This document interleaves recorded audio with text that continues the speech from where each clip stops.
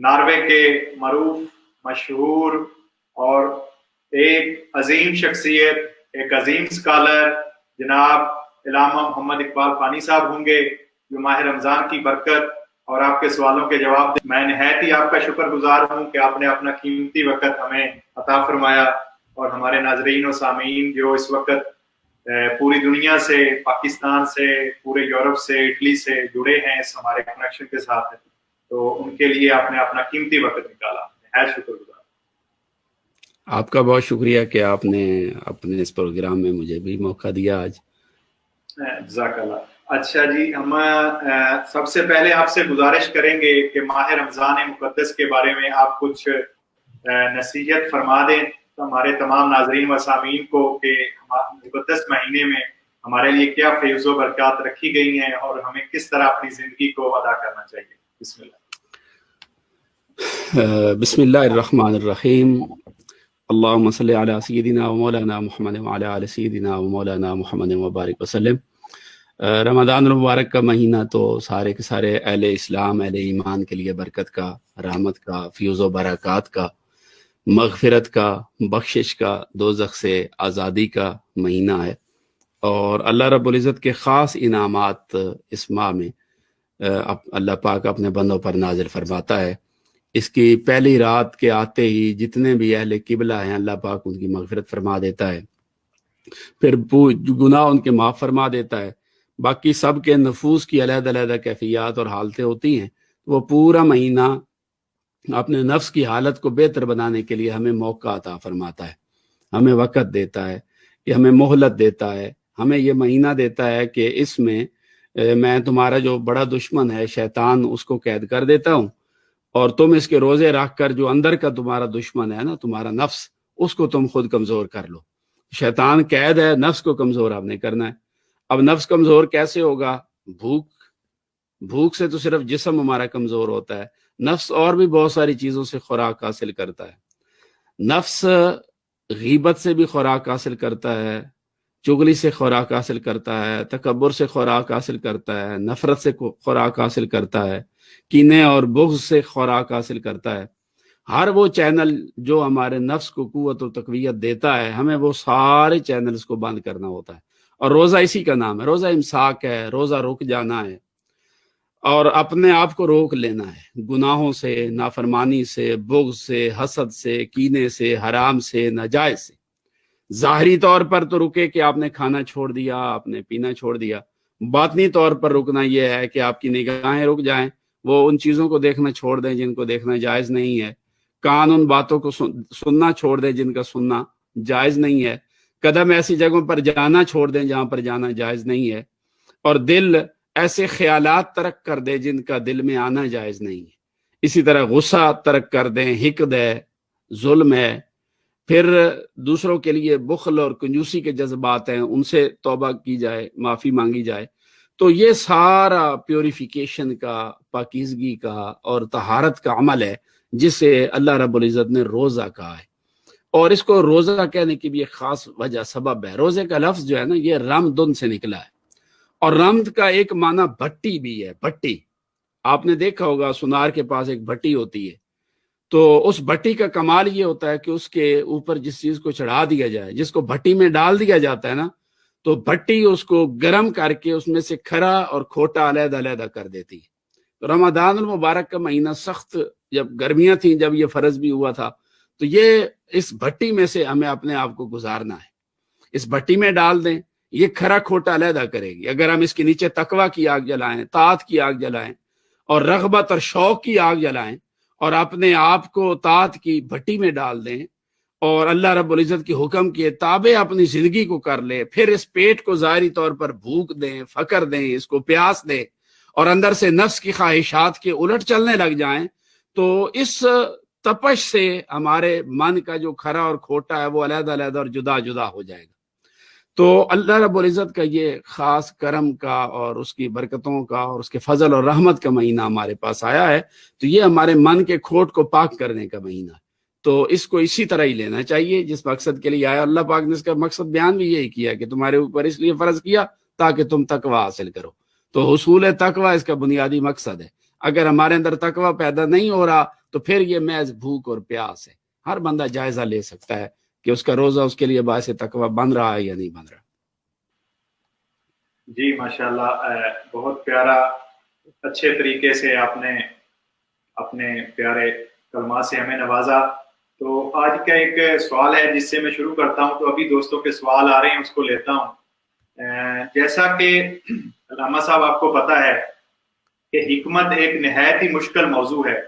جیسے اللہ کریم نے قرآن پاک میں ارشاد فرمایا ہے کہ اللہ تعالیٰ جسے اپنا دوست بنانے کا انتخاب کرتا ہے اس سے حکمت بھی عطا کر دیتا ہے. تو میں آپ سے گزارش کروں گا کہ آج کے اس ماحول میں حکمت کی کیا اہمیت ہے. جیسے کہ ہم لوگ یورپ میں رہ رہے ہیں تو ہمیں کس حکمت سے یورپ میں دوسرے مذاہب کے ساتھ رہنا چاہیے، اور کیا یہ واقعی اللہ تعالیٰ صرف اپنے دوستوں کو حکمت عطا کرتا ہے؟ جی بسم اللہ. بسم اللہ الرحمن الرحیم. دیکھیے، آپ نے جو سوال بیان کیا نا حکمت کے حوالے سے، پہلے تو اگر قرآن مجید میں آپ اس کو دیکھیں تو تاجدار انبیاء صلی اللہ علیہ وآلہ وسلم کے جو چہارگانہ فرائض نبوت ہے، آقا علیہ الصلوۃ والسلام کے فرائض نبوت جو تھے، ان کے اندر اللہ پاک نے بیان فرمایا تھا کہ اللہ پاک نے اپنے رسول کو اس لیے بھیجا ہے وَالَّذِي بَعَثَ فِي الْأُمِّيِّينَ رَسُولًا مِّنْهُمْ يَتْلُو عَلَيْهِمْ آيَاتِهِ وَيُزَكِّيهِمْ وَيُعَلِّمُهُمُ الْكِتَابَ وَالْحِكْمَةَ وَيُزَكِّيهِمْ، کہ اللہ پاک نے اپنے رسول کو اس لیے بھیجا ہے تاکہ وہ ان کو کتاب اور حکمت کی تعلیم عطا فرمائے. تو یہاں سے کتاب اور حکمت دونوں کو علیحدہ علیحدہ بیان کیا ہے. کتاب سے علم ملتا ہے، ضروری نہیں کہ ہر علم کسی بندے کو حکمت بھی عطا فرمائے. ٹھیک ہے، حکمت جو ہے یہ اللہ رب العزت کی خاص دین ہے، یہ خاص ایک نعمت ہے، اور اسے آقا علیہ الصلوۃ والسلام کے فرائض نبوت میں ہی ڈالا کہ میرے محبوب آپ ان کو حکیم بنائیں. حکمت ایک ایسی چیز ہے جو انسان کو معاملہ فہم بناتی ہے، کسی چیز کی گہری بصیرت عطا کرتی ہے، گہری سوچ سوجھ بوجھ عطا کرتی ہے کسی بھی معاملے کو ٹیکل کرنے کی، اس کو بھی حکمت کہتے ہیں. اور قرآن مجید نے ایک مقام پر فرمایا کہ من یؤت الحکمت فقد اوتی خیرا کثیرا، کہ جسے حکمت عطا کر دی گئی اسے خیر کثیر عطا فرما دی گئی. حکمت جو ہوتی ہے یہ وقت کے حالات کے تقاضوں اور ریکوائرمنٹس کو سمجھنا اور ان ریکوائرمنٹس کے مطابق پھر آگے بڑھنا، اس کو حکمت کہتے ہیں. ان ریکوائرمنٹس کے مطابق رسپانس کرنا، اس کو حکمت کہتے ہیں. اگر آپ کے پاس علم بہت ہے اور آپ اپنے وقت کے، زمانے کے، دور کے تقاضوں سے واقف نہیں ہیں، آپ بس ایک لکیر کے فقیر ہیں کہ لائن میں جو لکھا ہوا ہے میں نے تو اسی لائن کو ہی فالو کرنا ہے، تو اس کا مطلب ہے کہ آپ کا علم جو ہے وہ حکمت سے آ رہی ہے. حکمت آپ کو وسیع تر انسانی مفاد دیتی ہے. آپ کے پاس اگر حکمت ہے تو وہ آپ کو اسلام کی ہر دور میں حقیقی پکچر پیش کرنے کی آپ کو توفیق دیتی ہے. آپ کے پاس اگر حکمت ہے تو وہ اسلام کو ہر دور میں قابل عمل بنانے کا جو ملکہ ہوتا ہے نا، وہ آپ کے اندر انکلکیٹ کرتی ہے حکمت. حکمت آپ کو وقت کے، زمانے کے، حالات کے تقاضوں کے مطابق آگے بڑھنے کی سوجھ بوجھ عطا کرتی ہے. یہ اللہ پاک نے اس کو خاص نعمت کے طور پر بیان فرمایا کہ من یؤت الحکمت فقد اوتی خیرا کثیرا. اور پہلے علماء کرام جو ہیں وہ فقہ کو بھی حکمت کہا کرتے تھے کہ فقہ جو ہے وہ مسائل کی گہری بصیرت عطا کرتا ہے بندے کو، وہ ایسا علم ہے. تو پاکستان میں تو جو 4 دوائیوں کے نام جان لے اس کو بھی حکیم کہہ دیتے ہیں، تو لیکن اس کے بہت اعلیٰ بڑے بلند تر درجے ہیں. اور جو حکیم ہے وہ اپنے وقت کا نباز ہوتا ہے، وقت کی نبض اس کے ہاتھ میں ہوتی ہے کہ کب کس وقت پوری انسانیت کے لیے کیا چیز بہتر ہے، یا انسانیت کا بہتری کس چیز میں ہے، یا اسلام کی صحیح پریزنٹیشن وہ کس اعتبار سے کیسے بہتر ہو سکتی ہے، وہ اس حساب سے سوچتا ہے. تو حکیم جو ہے وہ ریکوائرمنٹس کے مطابق بولتا ہے، آگے چلتا ہے. تو جسے حکمت دی جائے تو اسے اللہ پاک کی خیر کثیر، یہ ایک نور ہے جو اسے دیا جاتا ہے، وہ یہ اس نور کی روشنی میں جو حکیم ہے وہ آگے چلتا ہے. ماشاءاللہ جی ماشاءاللہ، بہت پیاری تفصیل سے آپ نے ہمیں آگاہ کیا.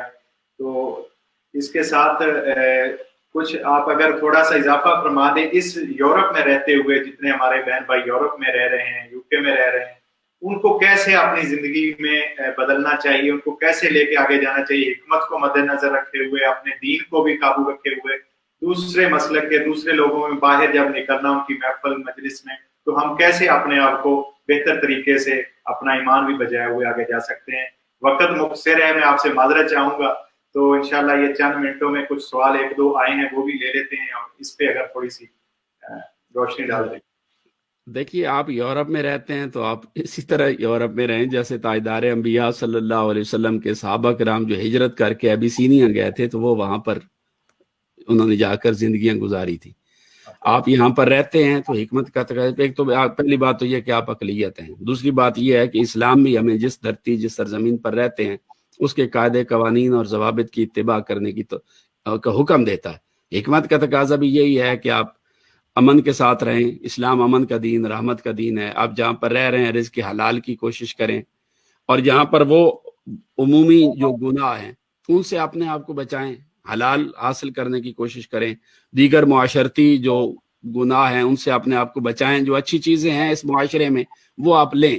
کاروبار میں خیانت نہیں ہے، آپ کاروبار کرتے ہیں اس میں بددیانتی نہیں ہے، یہ اچھی چیزیں ان کو اڈاپٹ کریں۔ دوسروں کے معاملات میں ایسے ٹو میں رہنے والی چیز نہیں ہے سوسائٹی میں، وہ آپ ان سے لیں۔ دیکھیں نا، حضور علیہ الصلوۃ والسلام نے ارشاد فرمایا کہ الحکمت دالۃ المومن، کہ حکمت جو ہوتی ہے یہ مومن کی گمشدہ میراث ہے، اور چونکہ میراث ہے اس لیے یہ جہاں سے آپ کو کوئی اچھی چیز ملتی ہے وہ لے لیں۔ یہ حضور نے فرمایا خذ ما صفا ودع ما قدر، جہاں آپ بیٹھے ہوئے ہیں وہاں اس سوسائٹی اس ماحول میں ان کی ریچولز ہیں، روایات ہیں، ان کا کلچر ہے، ماحول ہے، اس میں سے جو چیزیں ہمارا اسلام ہمیں جن کی اجازت دیتا ہے ہمارے لیے اچھی ہیں وہ ہمیں لینی چاہیے۔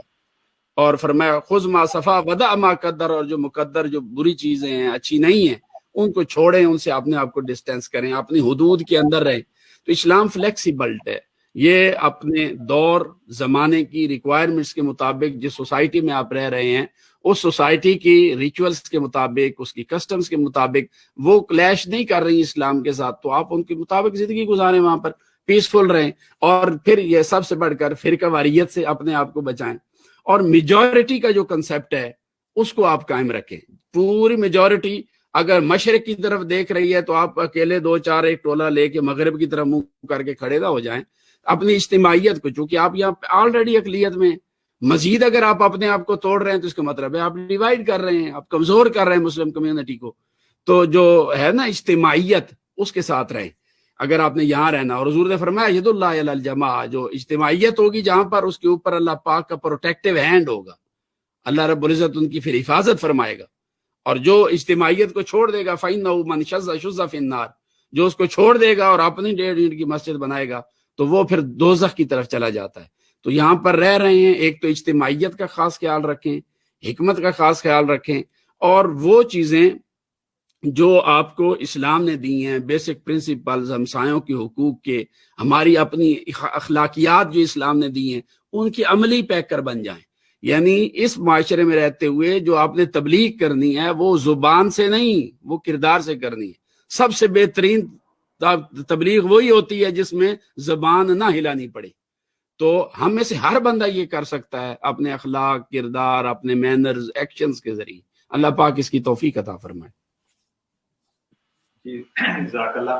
ایک بھائی کا سوال آیا ہے کہ اگر روزے کی حالت میں ہم جو باپ لینا چاہیں، جو کچھ ڈاکٹر بھی کہتے ہیں کہ ہم چہرے پہ باپ لیں، کسی کو نزلہ زکام یا اسی قسم کا مسئلہ ہو، تو کیا یہ جائز ہے؟ اس پر روزے پر تو کوئی اثر نہیں پڑے گا؟ دیکھیے، اگر تو کوئی بیمار ہے اور اس کے واقعات کوئی مسئلہ ہے جیسے کرونا کی وجہ سے سانس کی تنگی ہے تو شریعت مطہرہ نے اس کو تو آلریڈی ہی رخصت دے دی ہے کہ جب ٹھیک ہو جائے تو بعد میں روزے رکھ لے۔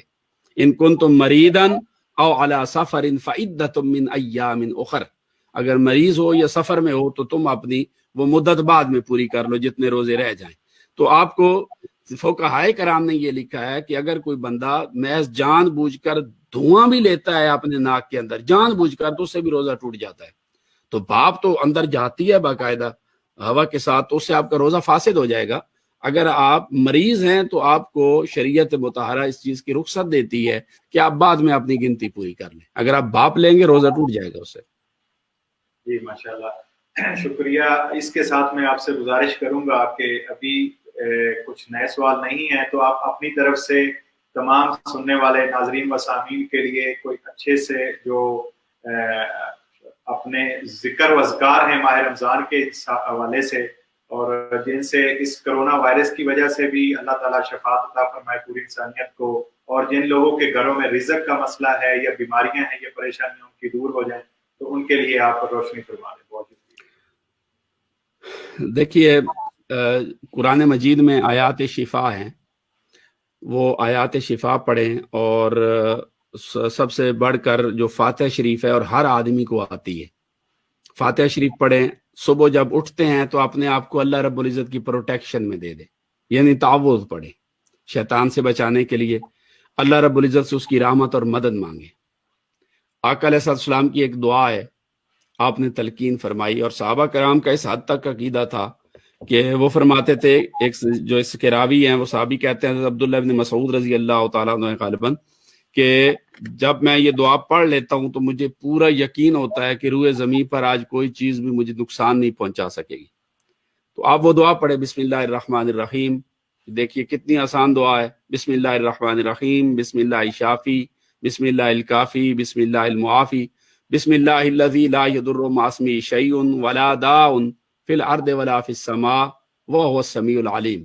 اس کے بعد آپ فاتح شریف کا 40 مرتبہ ورد کریں. فاتح شریف ہر آدمی کو آتی ہے، اور کوشش کریں کہ بسم اللہ کی جو میم ہے اسے الحمد کی الف کے ساتھ ملا لیں. بسم اللہ اعوذ باللہ من الشیطان الرجیم، بسم اللہ الرحمن الرحیم، الحمد للہ رب العالمین. اس طرح ملا کے آپ 40 مرتبہ اس کو پڑھیں. یہ بہت مجرب نسخہ ہے، اور اگر آپ فاتح شریف کے نام پڑھیں تو اس کے ناموں میں سے ایک نام ہی رقیہ تھا، یعنی یہ حضور علیہ السلام دم کیا کرتے تھے جتنے مریض ہوتے تھے ان کے لیے، اور اس سے شفا یابی ہوتی تھی. یہ 1400 صدیوں میں ائمہ کا مجرب نسخہ ہے. اپنے آپ کو اللہ کی پروٹیکشن میں دے دیں اور سورہ فاتح شریف پڑھیں. اللہ پاک نے اس کے بارے میں حضور علیہ السلام نے فرمایا، اللہ فرماتا ہے یہ میرے اور میرے بندے دونوں کے درمیان مشترک ہے، یہ ہم نے تقسیم کی ہوئی ہے آپس میں. پہلے حصے میں اللہ رب العزت کی رحمتیں، اللہ رب العزت کا مقام ہے، الحمدللہ رب العالمین، اس کی صفات بیان ہو رہی ہیں، اور دوسرے حصے میں بندہ اللہ رب العزت سے رحمت مانگتا ہے، ہدایت مانگتا ہے، اور بری چیزوں سے دور رہنے کے لیے اللہ رب العزت کی پروٹیکشن مانگتا ہے. تو یہ مجرب ہے. آپ فاتح شریف پڑھیں، آپ 40 بار کوشش نہیں پڑھ سکتے تو 7 بار پڑھ کے اپنے اوپر دم کر لیں، اور وہ جو پہلے بتایا بسم اللہ شافی، بسم اللہ الکافی، بسم اللہ المعافی وہ پڑھیں. آیات شفا ہیں قرآن مجید میں وہ پڑھیں، اور آخری جو 2 صورتیں اور کچھ بھی نہیں کر سکتے، معوذتین، ٹھیک ہے نا، معوذ یہ آپ کے لیے پروٹیکشن ہے، یہ حفاظت کرتی ہیں. کسی چیز کا بھی آپ کو کوئی خطرہ ہے تو آپ معوذتین پڑھ لیں، پانی پر پڑھ کے دم کر کے پی لیں، ہاتھ پر پھونک ماریں پڑھ کر پورے جسم پر پھیر لیں. آخری 2 صورتیں قرآن مجید کی، قل اعوذ برب الفلق اور قل اعوذ برب الناس. تو یہ ان سے فائدہ ہے. قرآن مجید میں اللہ پاک نے اہل ایمان کے لیے شفا رکھی ہے، وَنُنَزِّلُ مِنَ الْقُرْآنِ مَا هُوَ شِفَاءٌ وَرَحْمَةٌ لِّلْمُؤْمِنِينَ. یہ آیت شفا ہے، اور فرمایا اللہ پاک نے کہ ہم نے جو کچھ قرآن میں اتارا ہے اس میں شفا ہے اور رحمت ہے مومنین کے لیے. تو آپ اس شفا میں سے کچھ حاصل کریں. اللہ پاک توفیق دے. شکریہ. آخری سوال جی، تو ایک دوست نے سوال پوچھا ہے، بہت اہم ہے، اور اس کو الحمدللہ آپ جیسے اسکالر ہی اس کا بہترین جواب دے سکتے ہیں. تو کچھ لوگ پریشان ہیں، جیسے اٹلی میں بھی اور کچھ اور ملکوں میں بھی یہ ایک معاملہ ہوا ہے اس دفعہ کہ پہلا روزہ جو ہے وہ نہیں رکھ سکے کچھ لوگ، اور وہ پہلا روزہ ان کا رہ گیا ہے، انہوں نے جمعے کی بجائے جمعے کو روزہ رکھا ہے، جمعرات کی بجائے، اس طرح یہ. تو اس کے بارے میں ان کے لیے کیا حکم ہے جو روزہ پہلا نہیں رکھ سکے ساری عوام الناس کے ساتھ؟ تو ہاں، کوئی مغالطہ ہو گیا ہے، کوئی مغالطہ ہو گیا ہے یا کسی وجہ سے نہیں رکھ سکے ہیں، تو جب رمضان المبارک کا مہینہ ختم ہو جائے تو عید کے بعد وہ اس روزے کی قضا کریں گے. اگر رکھ کر توڑا، جان بوجھ کر توڑا ہے تو پھر اس کا حکم اور ہے، پھر کفارہ بھی ہے، وہ دیکھیں گے کیسے توڑا. اگر رکھا ہی نہیں ہے تو پھر اس کی جگہ پر ایک روزہ اگر یا جتنے چھوڑ دیے وہ رمضان المبارک کے بعد وہ اس کی جگہ پر روزہ رکھنا ہوگا. جزاک اللہ. آپ ایک عظیم اسکالر ہیں، تو آپ جو ہماری یورپ کی مسلمان کمیونٹی ہے، اسپیشل جو پاکستان کی کمیونٹی ہے، اس کے لیے آپ کیا پیغام دیں گے کہ جس سے ہم مل کے آپس میں محبت سے اور اتفاق سے ایک ہی رستے کو چنیں، اور ایک مل کے ہم ایک ہی وقت روزہ بھی اکٹھے رکھیں، عید بھی اکٹھی کریں، اور اس کے بارے میں سائنس ہمیں کیا کہتی ہے اسی پر ہم اتفاق کریں گے کہ یہ آپ سے ہمارا آخری سوال ہے کہ آپ کا پیغام ہمارے لیے، پورے یورپ کے لیے اور یو کے لیے بہت اہم ہوگا. بہت شکریہ. دیکھیے یہ بہت اہم سوال ہے. آپ شریعت مطہرہ کا جب مزاج آپ دیکھتے ہیں تو بہت سارے معاملات میں آپ کو اختلاف ہو سکتا ہے، اختلاف ہونا چاہیے. صحت مند معاشرے میں اختلاف جو ہے وہ ان کے زندہ ہونے کی دلیل ہے، لیکن اختلاف ایسا نہیں ہونا چاہیے کہ آپ اکثریت سے کٹ جائیں، میجورٹی کو چھوڑ دیں. ٹھیک ہے نا، میجورٹی کے ساتھ رہنا چاہیے. ایسا اختلاف جو آپ کو اکثر لوگوں کے حکم سے خارج کر دے وہ اختلاف نہیں ہوتا، وہ مخالفت ہوتی ہے. الا ماشاء اللہ. ان معاشروں کے اندر رہتے ہوئے جو آپ نے اشارہ کیا ہے، جیسے رمضان المبارک ہے، عید ہے، ہماری سوسائٹی، ہمارا معاشرہ وہ ڈیوائیڈ ہو جاتا ہے. اور ڈیوائیڈ اس لیے ہوتا ہے کہ الا ماشاء اللہ بہت دفعہ ایسا ہوتا ہے کہ پراپر علم نہیں ہوتا مسائل کا. ایک لکیر کے فقیر کے طور پر پاکستان میں جیسے آئے اسی پر چل رہے ہوتے ہیں. انوینشنز کا دور ہے، ترقی ہو رہی ہے، طرح طرح کے علوم آگے آ رہے ہیں. آج اگر آپ دیکھیں تو آج آپ کے پاس نمازوں کے تعین کے لیے گھڑیاں ہیں، منٹ، سیکنڈ ہیں، آگے سیکنڈز کے بھی آگے جو اس کے حصے، آپ اس حد تک کسی سورج کی چیز کی حرکت کو آج آپ بیان کر سکتے ہیں. آپ حضور علیہ السلام کے زمانے میں یہ چیزیں ایجاد نہیں ہوئی تھی. نمازوں کا تعین سورج کو دیکھ کر کیا جاتا تھا. خیط الابید کون سا ہے اور خیط الاسود کون سا ہے، شفق احمر کون سی ہے مغرب میں اور شفق اسود کون سی ہے، عشاء کب داخل ہوگی اور فجر کب داخل ہوگی، سورج اور رات کی ان روشنیوں سے اس کا تعین ہوتا تھا. ظہر کی نماز کا تعین کرنے کے لیے زوال کے وقت سایہ دیکھا جاتا تھا. اب سایہ ایک مثل ہے، سایہ اصلی ہے، اب سایہ ایک مثل ہے، تو اب شوافع کے نزدیک ظہر اثر شروع ہو گئی. اب دو مثل ہے تو اناف کے نزدیک اثر شروع ہو گئی. تو ہر چیز کا تعین جو ہے وہ سایوں سے کرتے تھے. وقت کا تعین آج جب آپ نے ہر چیز میں سائنٹیفک ایڈوانسمنٹ سے فائدہ لیا ہے اور آپ گھڑیوں آپ کی آ گئی اور مساجد میں کلاک لگ گئے، اور آپ آج کوئی بھی بندہ جا کے سورج کو نہیں دیکھتا. سنت تو سورج کو دیکھ کے وقت کا تعین کرنا تھا.